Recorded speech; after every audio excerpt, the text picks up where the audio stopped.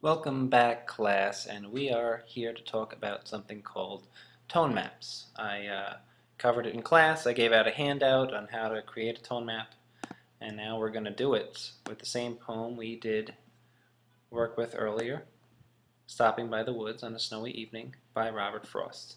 A tone map is a way of looking at the tone of a poem. The tone is the attitude, it is the mood, it is the feeling, and what we do is we go line by line on the poem.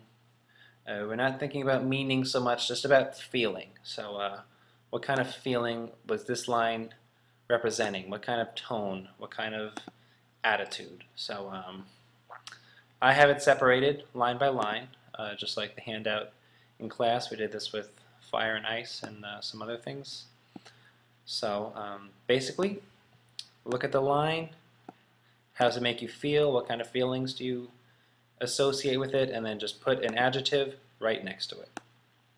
This is a tone map document. It has the same list of adjectives or a similar one to what I gave in class. It's available on the website if you don't have that handout, so you can download the tone map. It's a PDF file.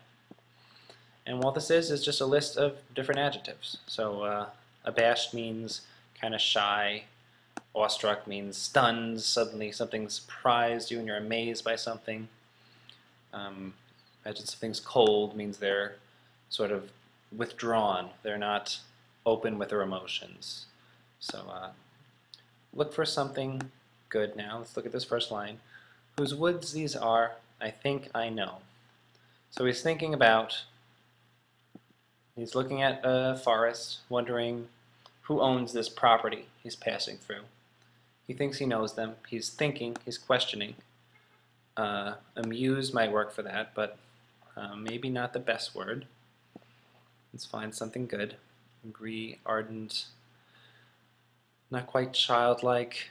Confused might work a little bit. Like he's kind of wondering whose these woods are.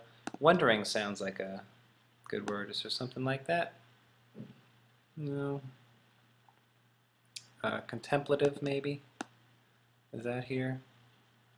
Yeah. No. So I'm just going to say right over here, thoughtful. I like that word, thoughtful. He's sounding thoughtful. Whose woods these are, I think I know. Maybe inquisitive would work too, if that's on the list too. So inquisitive means like you're asking a question. He sounds that kind of thing. Is that the guy who owns this woods here? Yeah, I think so. His house is in the village, though. No, you don't have to use these adjectives, and I'm not going to look for it right now. I think this is just making a statement. It's declarative. That's a big word. You don't have to use a word like that. You might say informative. You might say this is just a neutral line. He's just giving a fact. So neutral would work. So nothing really special going on there. He will not see me stopping here. So it's okay to stop there because the guy doesn't see him stopping there. Maybe it's kind of sneaky. Maybe he's being sneaky. He knows he's not going to get caught stopping on this guy's property, looking at his woods. So maybe that's a little mischievous. Maybe something like that. That could work. I probably misspelled that. Let's find it on the list. I'm sure it's there. No, it's not. Again, so maybe sneaky would work better. Yeah, English majors can spell things wrong too, so sneaky. To watch these woods fill up with snow. To me, that sounds peaceful. He's watching the woods fill up with snow. He's calm. He's reflective. He's, again, thoughtful, but more in a peaceful way. My little horse must think it's queer.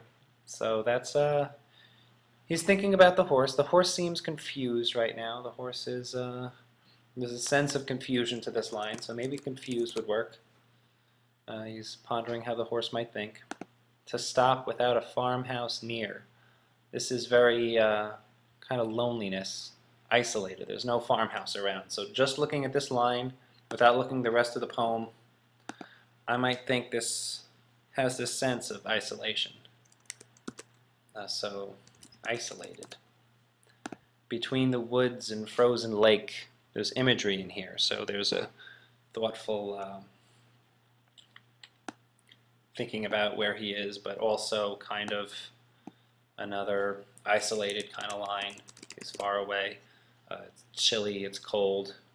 The darkest evening of the year. This has kind of a gloomy feel to it, so let's maybe say gloomy. He's pensive, so he's kind of a sad line, kind of a thoughtful line. He gives his harness bells a shake, so he's just describing his horse shaking his bells, shaking the harness of his bells, so that sounds kind of playful. That sounds kind of like he's just pointing out his horse, cute horse shaking his bells, to ask if there is some mistake. Now that he's thinking about how the horse is feeling right now, so maybe that's also informative, maybe that's playful as well.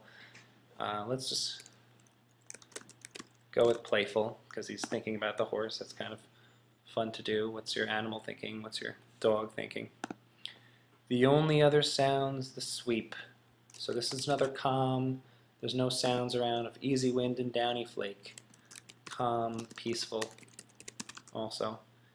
These woods are lovely, dark and deep. Now lovely and dark might not always be things like a dark, deep woods. Might not always be paired with a lovely woods. So there's kind of mixed feelings in this line. A kind of gloominess and a kind of thoughtfulness. So I'm going to say pensive.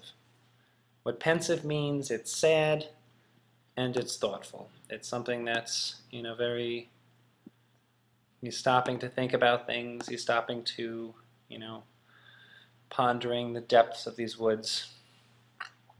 But I have promises to keep.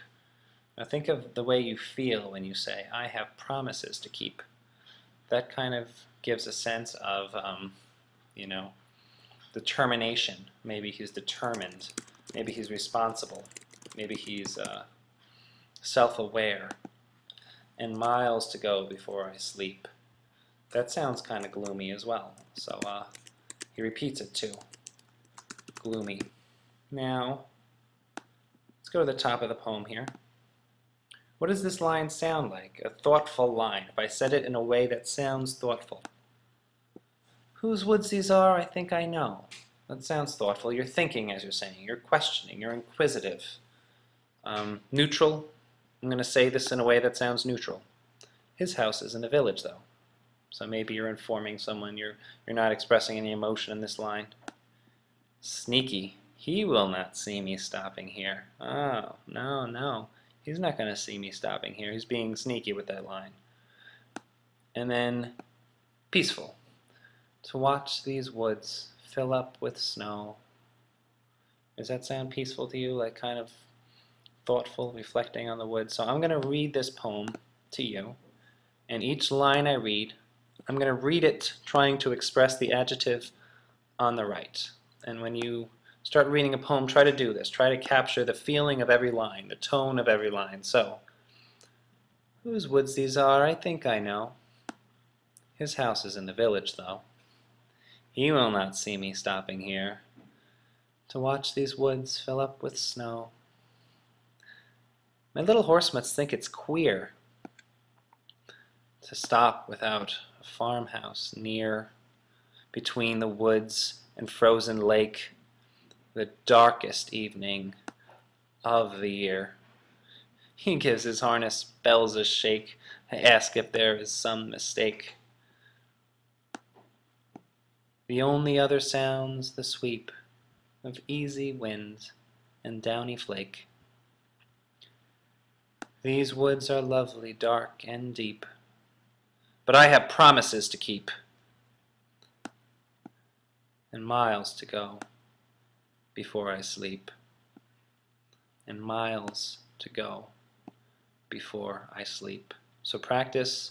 Once you've made a map of your poem, try reading each line using this adjective. So reading the last one here, I tried to sound gloomy. So try to rehearse that poem, capturing the emotion, bringing the emotion into each line. I'll see you next time.